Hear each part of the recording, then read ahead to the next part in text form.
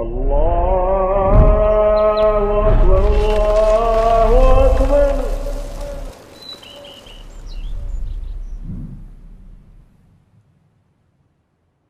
Assalamu alaikum wa rahmatullahi wa barakatuh. Ya ayyuhal muslimun. To the long-time listener and first-time visitor, we welcome you to this episode. Now, without further ado, let's get into it. Alhamdulillah, hamdan kathiran tayyiban mubarakan fih, kama yuhibbu rabbuna wa yarda. Ashhadu an la ilaha illallah wahdahu la sharika lah. وأشهد أن محمدا عبده ورسوله الناصح الأمين. اللهم صل على نبينا محمد وعلى آله وصحبه أجمعين ومن تمسك بسنته إلى يوم الدين. ثم أما بعد. الحمد لله على نعمة الإسلام والسنة. All praise and thanks belong to Allah for guiding us to Islam and for guiding us to the Sunnah. Ya ibadallah. There are a multitude of crimes that an individual could commit, and undoubtedly, some crimes are worse than other crimes. If one were to ask the average person, what is the worst crime that an individual could commit? Most people will say something in the realm of murder, rape, so on and so forth, right? These come to mind as some of the most heinous and the worst and most despicable of crimes. And undoubtedly they are. They are some of the worst crimes that an individual could commit. But there is a crime that is worse than the two that were mentioned. There is a crime that is worse than every crime, and that is to associate partners with Allah subhanahu wa ta'ala. Now, if we reflect on the likes of murder, which is a major sin, the likes of fornication and adultery, which are both major sins, the like of theft and robbery, which they are both major sins. If we reflect on these sins, we will find that these sins are connected to the rights of human beings. They are connected to the rights of the creation. And with that, they are major. But shirk, polytheism, to associate partners in worship with Allah subhanahu wa ta'ala, this is a crime that is connected and linked to the rights of the Creator. So when we look at it, we can see from this angle the difference between the two and why one is worse than the other. And that is, if you associate partners with Allah, you are infringing upon the rights of Allah subhanahu wa ta'ala. And this is undoubtedly worse than the infringements upon the rights of the creation. So to infringe upon the rights of the Creator, then it is worse undoubtedly than the infringement upon the rights of the creation. So the worst sin, hands down, undoubtedly, than it is to associate partners with Allah in worship. This is something that is tremendously important for us to understand, especially when giving da'wah, especially when calling others to Allah subhanahu wa ta'ala.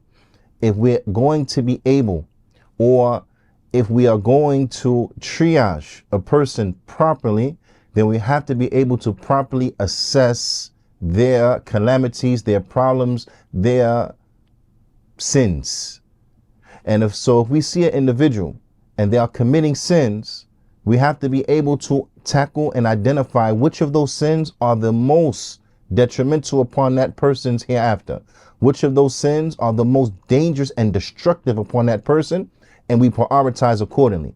So when it comes to calling the people to Allah subhanahu wa ta'ala, when it comes to calling the non-Muslims into Allah subhanahu wa ta'ala, undoubtedly there is no sin that they are doing that is worse than praying to other than Allah subhanahu wa ta'ala, than worshiping other than Allah subhanahu wa ta'ala. So at the very head and the very first thing that we have to call them to is we have to call them to true monotheism, to the tawheed. So we have to call the individuals, we have to call the people to a tawheed first and foremost. We call them to la ilaha illallah, that none has the right to be worshipped in truth except Allah. This has to be our first call to the human beings, because this is the greatest thing that will give them success in this world and in the hereafter. And this is the greatest call, and that is to call people to Allah subhanahu wa ta'ala, because undoubtedly the worst of all the affairs, that it is shirk. Qala Imam Muhammad bin Abdul Wahhab rahimahullah ta'ala, he mentions, he says, وَأَعْظَمْ مَا أَمَرَ اللَّهُ بِهِ التَّوْحِيدُ, and the greatest thing in which Allah ta'ala, he has commanded us with, that it is at-tawheed, وَهُوَ إِفْرَادُ اللَّهِ بِالْعِبَادَةِ, and it is to single Allah out alone with worship. This is the greatest command. Out of all the commands that we have been given, this is the greatest command, and this is the fundamental command. All of the rest of the commands will follow this command. So all of the rest of the fundamental commands will follow this command. So this is the most fundamental of the fundamental commands, is to establish the tawheed, to worship Allah and Allah alone, to establish true monotheism. True monotheism. Not monotheism just in word that is devoid from a reality, but to establish true monotheism. A true monotheism where all worship, all types, all categories of worship belong to Allah and to Allah subhanahu wa ta'ala alone, and that we do not associate anything with a partner as a partner with Allah subhanahu wa ta'ala. So we do not pray to any angel, we do not pray to any prophet, we do not pray to any stone, any celestial body, any statue, any animal, so on and so forth. All of our worship is for Allah and Allah ta'ala alone. Every category of worship, every single category of worship is given to Allah and to Allah subhanahu wa ta'ala alone. This is the greatest thing that we have been called to implement. وَأَعْظَمْ مَا نَهَى عَنْهُ, and the greatest thing that Allah subhanahu wa ta'ala, he has prohibited us from, then verily undoubtedly it is a shirk, polytheism. وَهُوَ دَعْوَةُ غَيْرِهِ مَعَهُ, and this is to call upon others along with Allah subhanahu wa ta'ala. So I want you to reflect and to think, if calling upon others along with Allah constitutes polytheism, what is your opinion of those who call upon others instead of Allah subhanahu wa ta'ala? Undoubtedly, this is polytheism. This is shirk billah subhanahu wa ta'ala. And the proof and the evidence that we have to worship Allah alone and stay away from the worship of other than Allah subhanahu wa ta'ala, that all of the worship belongs unto Allah and Allah alone, and we are prohibited from associating partners with Allah in worship. The proof and evidence for this is Allah Ta'ala's statement, وَاعْبُدُوا اللَّهَ وَلَا تُشْرِكُوا بِهِ شَيْئًا, and worship Allah alone, and do not set up any rivals with Allah in worship. Do not associate others in worship with Allah subhanahu wa ta'ala. Worship Allah alone, implement monotheism, and stay away from polytheism. Implement at-tawheed and stay away from ash-shirk. This is the reason that Allah subhanahu wa ta'ala, he created us. As Allah subhanahu wa ta'ala, he says, وَمَا خَلَقْتُ الْجِنَّ وَالْإِنسَ إِلَّا لِيَعْبُدُونَ, and I did not create the jinn nor the mankind except for them to worship me. This is the reason that Allah subhanahu wa ta'ala, he sent the prophets and the messengers, and that is to establish the tawheed and to stay away from the shirk. As Allah subhanahu wa ta'ala, he says, وَلَقَدْ بَعَثْنَا فِي كُلِّ أُمَّةٍ رَسُولًا أَنِ اعْبُدُوا اللَّهَ وَاجْتَنِبُوا الطَّاغُوتَ, and we have sent to every nation a messenger proclaiming, worship Allah alone and stay away from the idols. Worship Allah alone and stay away from the idols. Stay away from any road. Stay away from any path. Stay away from any means by way in which it leads to the worship of the idols. Stay away from polytheism. This is a stronger command than it is to say, do not commit polytheism. No, this is stay away from polytheism. Stay away from anything that will lead you to polytheism. Stay away from anything that will lead you to worshiping other than Allah subhanahu wa ta'ala. So don't just stay away from the prohibition of polytheism, but stay away from everything that leads to polytheism. Now, why? Because the ultimate goal and destination that will lead one to polytheism is your ultimate destruction. So stay away from all forms of shirk. Stay away from all forms of polytheism. Undoubtedly, this is the worst sin.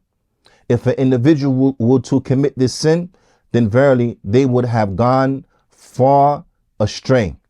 Now, Allah subhanahu wa ta'ala, He informs us in His noble book of this fact. Allah subhanahu wa ta'ala, He says, وَمَن يُشْرِكْ بِاللَّهِ فَقَدْ ضَلَّ ضَلَالًا بَعِيدًا. And whoever he associates partners or she associates partners with Allah in worship, then they would have gone astray. ضَلَالًا بَعِيدًا. They would have gone far astray. Now, they would have gone far astray.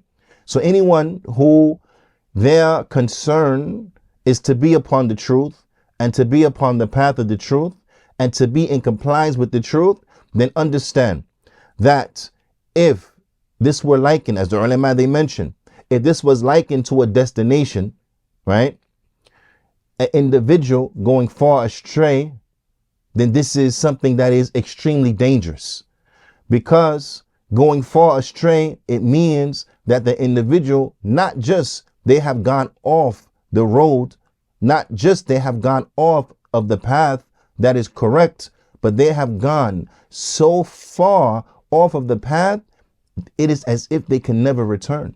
They have gone so far off of the path, they will never find their way back. So their going astray is not a light going astray. It's not a simple pivot to the right or pivot to the left. No, they have gone far astray. Far astray. They are far away from the mark. They are far away from the path. An individual who is astray to this distance, it is as if they can never return. Now, it is as if they can never return. So why is shirk, why is polytheism the greatest sin? Is because when an individual commits it, it sends them far astray, far away from the right path. So much so, it is as if they can never return. Now, and I want you to really understand that. I want you to really understand that if an individual commits shirk, it is as if they can never come back. Now, in their lifetime, is it possible that they can repent? Yes, it is possible. They can repent and they can come back to the right path. But if they die upon that, they have gone so far astray, they will never come back. If they die upon polytheism, they will never come back. Their affair will never be rightened for them. No. Allah subhanahu wa ta'ala, He informs us of this fact in His noble book.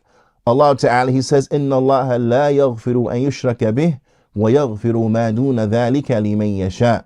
That verily, Allah does not forgive that partners be associated with Him in worship, but He forgives other than that to whom He pleases. Meaning that the individual who dies upon polytheism, Allah subhanahu wa ta'ala informs us that He will not forgive that person. A person who meets Allah as a polytheist, a person who meets Allah as one who associates partners with Allah in worship, Allah subhanahu wa ta'ala informs us that person will not be forgiven. They will not be forgiven. So the individual who commits polytheism and they die in that state, then their only option in the hereafter is the hellfire. They will never be forgiven by Allah subhanahu wa ta'ala. As Allah subhanahu wa ta'ala, He informs us of in the Qur'an that this individual, they will not be forgiven. Okay? So now reflect. How is shirk the greatest sin? Is the greatest sin is in the sense, or because if an individual commits it, they will be thrown far off of the right path. If they die upon that, they will never return back to the right path. If they die upon that, they will never be forgiven by Allah subhanahu wa ta'ala.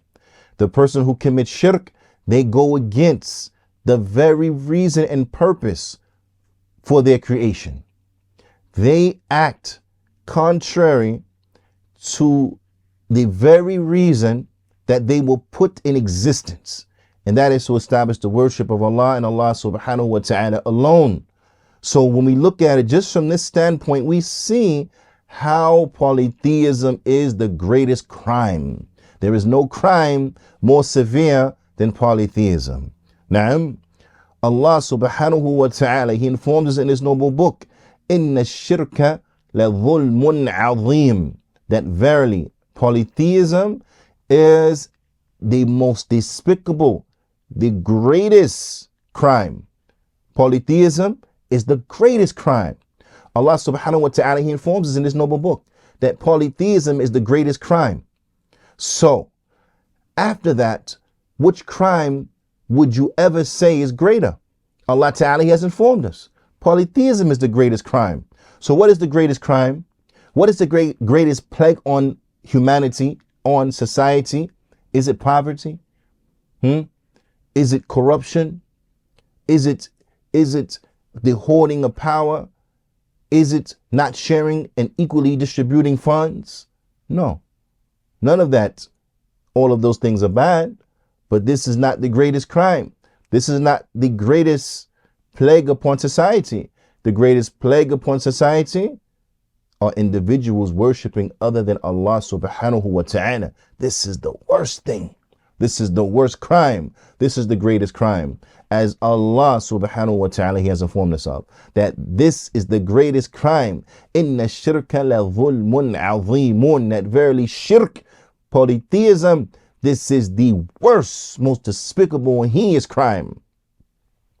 No, there is no crime greater than the crime of polytheism.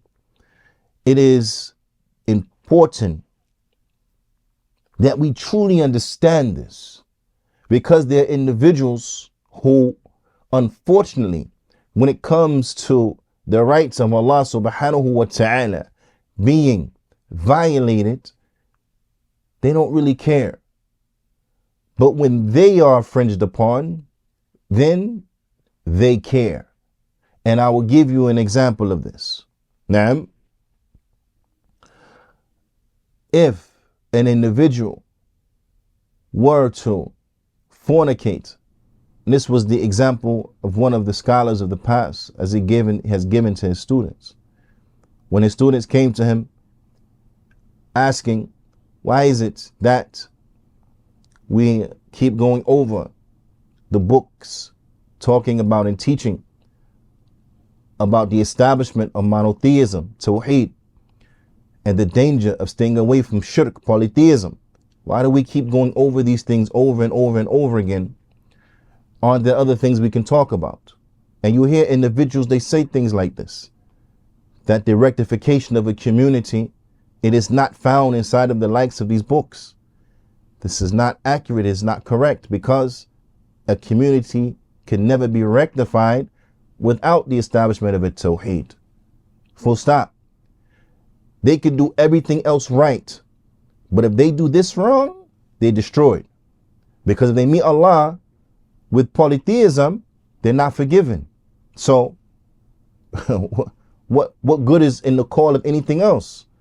If you're living your life upon a way in which where you meet Allah, you're not going to be forgiven. In any event, then he asked this question. He put forth an example. He said, if an individual were to fornicate with their mother, if an individual were to have illegal sexual acts with their mother, what would you say about this? Everyone, they were very appalled. This is horrible. This is shirk. This is horrible. This is fornication. How are they doing this? They were very upset, appalled about that. He said, what if a person sacrificed to a jinn? What if a person sacrificed to a jinn? They gave this act of devotion, of worship to a jinn. Now, they gave an act of worship, of sacrifice to a jinn. What if a person did that? He said, this is bad. The point was, their reaction wasn't as visceral. Their response wasn't as visceral as their response to an individual fornicating with their mother. He said, see, this is why. Your response is, this is why. When I mentioned about an individual fornicating with their mother, your response, you had a visceral response to it. But when I mentioned about an individual sacrificing to a jinn, you upset, but not to the same extent. Whereas sacrificing to a jinn, giving this act of worship to a jinn, devoting worship to a jinn, is worse than an individual fornicating with their mother. Is worse than an individual fornicating with their mother. So this is why we speak about these matters. Another example, there are individuals who they will take great offense to their rights being infringed upon. But when it comes to the infringement upon the rights of Allah subhanahu wa ta'ala, they don't mind. And let's go one even further. The individuals who they have a very strong response to the perceived infringement upon their rights. Not that their rights have actually been infringed upon, but just they perceive that their rights have been infringed upon, and they have a visceral response. I'll give you an example. There was a sister who had a great complaint, and I believe I mentioned this in the past before in other sittings, other occasions. She had a great complaint. Her world was turned upside down. It needed an immediate resolution, this particular problem that she perceived that she had. And that was her husband committed the crime in her eyes of getting married again. He took on a second wife. So she became very upset, and she has to have a divorce. She has to be granted a khula, because this man has married another woman. Although Allah Ta'ala, He has made it permissible inside of our legislation. It's permissible. Inside of our deen, it's permissible. In our religion, it's permissible. She said, no, this man is taking another wife. I need out. I need khula. And she started giving reasons why she needs khula. This man does this, this man does that, this man does this, this man does that. Now, as we are going through her reasons and pointing out ways and paths that she can be patient upon the likes of these things, in her trying to convince me that no, I really need out, she goes to, I believe, what she thought was her trump card, and that was, and he don't even pray anyway. He doesn't even pray. Okay. When did he get married again, sister? It was clear in the recently, right? Recently married. How long has this individual not been praying, sister? About a few years now. A few years he hasn't been praying either. So the question to her was, now that he has gotten married again, you want a divorce. But for these past few years, he has not been praying. And you were patient. You did not want a divorce. But shortly after him marrying another woman, now you need a divorce. When the reason that you should have been seeking separation from him started all those years ago with him stop praying. When he stopped praying, when he stopped giving Allah subhanahu wa ta'ala Allah's rights, that's when you should have got out. That's when you should have been calling irate like you're calling right now. Not when he gets married again. You understand? But what was clear was that what? Her feelings of the perceived infringement upon her rights meant more to her than her husband not giving Allah his rights. You understand that? Reflect on this reality. This individual was doing something that was extremely despicable and the abandonment of the prayer. And this is a class and a session all to itself. The harms and the evil of abandoning the prayer, and how this could land the individual in kufr, can make them leave Islam by not praying. The thing that can make him leave Islam, she didn't care about. Him not giving Allah Ta'ala his rights and praying unto Allah, she didn't care about. But the perceived infringement upon her, the violation to her, that he had the nerve to marry another woman, no, I can't be patient with this. Now I need out now. This shows that there's a weakness in us. There's a weakness in us, and that we don't really understand the gravity of polytheism. We don't understand the gravity of not praying. We don't understand the gravity of not giving Allah subhanahu wa ta'ala his rights. And we see so many other things as having precedence and more important. Okay? This is just something to reflect upon and think about. Shirk, polytheism, is the worst sin. Allah subhanahu wa ta'ala, he says, إِنَّهُ مَن يُشْرِكْ بِاللَّهِ فَقَدْ حَرَّمَ اللَّهُ عَلَيْهِ الْجَنَّةِ وَمَأْوَاهُ النَّارُ وَمَا لِلظَّالِمِينَ مِنْ أَنصَارٍ. Allah ta'ala, he says, and that verily, those who associate partners with Allah, then Allah will make heaven prohibited, haram for them. Heaven is haram, off limits. For who? For the one who associates partners with Allah. Heaven is haram for that person. If heaven's haram, what's the only other option in akhirah? What? Allah Ta'ala informs us. And his abode will be the hellfire. His abode will be where? The hellfire. And you won't find for the oppressors, you won't find for the criminals any helper. Now, you won't find for them any helper. وَمَا لِلظَّالِمِينَ مِنْ أَنصَارٍ. And there are no helpers for them. Why? Because they have committed polytheism. Committing polytheism will get heaven prohibited for you. So now, how grievous is polytheism? How bad is polytheism? How bad is shirk? It's bad, because heaven now is prohibited for the one who meets Allah with polytheism. The murderer, can he enter into heaven? Yes. We know the hadith of the man who killed 99 people and then at the end killed the monk for giving him a wrong fatwa. Killed 100 people, murdered 100 people. What was his end of his affair after he repented unto Allah subhanahu wa ta'ala and tried to change his life? Allah forgave him. You understand that? This man killed, murdered in cold blood 100 people. And he truly repented unto Allah ta'ala. Allah ta'ala, he put him inside of the Jannah. Okay? But the mushrik, the polytheist, who meets Allah with polytheism, can he go to Jannah? No, he cannot. So which one is worse? Polytheism, undoubtedly. The Prophet sallallahu alaihi wasallam, he was asked, as it comes in a hadith of Jabir and Jabir,